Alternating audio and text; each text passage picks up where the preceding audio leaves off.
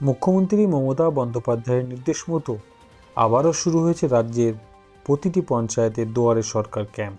ঠিক একইভাবে হুগলি জেলার জাঙ্গিপাড়া ব্লকের রাজবুলহাট ১ নম্বর গ্রাম পঞ্চায়েতের উদ্যোগে অনুষ্ঠিত হল দুয়ারে সরকার ক্যাম্প। এই ক্যাম্পে রাজ্য সরকারের বিভিন্ন সামাজিক প্রকল্পের আবেদনপত্র জমা করতে রাজবুলহাট ১ নম্বর গ্রাম পঞ্চায়েতের মানুষের উপস্থিতি ছিল চোখে পড়ার মতো। সাধারণ মানুষকে সহযোগিতায় এগিয়ে আসেন রাজবুলহাট ১ নম্বর গ্রাম পঞ্চায়েতের বিভিন্ন সদস্যরা। সেই সঙ্গে উপস্থিত ছিলেন রাজবুলহাট ১ নম্বর গ্রাম পঞ্চায়েতের প্রধান উপপ্রধান সহ বিভিন্ন সঞ্চালকগণেরা।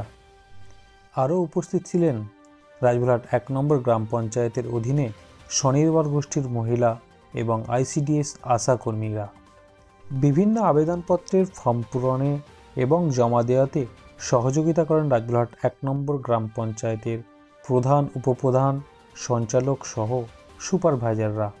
জাঙ্গিপাড়া বিডিওর বিভিন্ন আধিকারিকদের উপস্থিতিতে এদিন সাধারণ মানুষের আবেদনপত্র গ্রহণ করা হয়।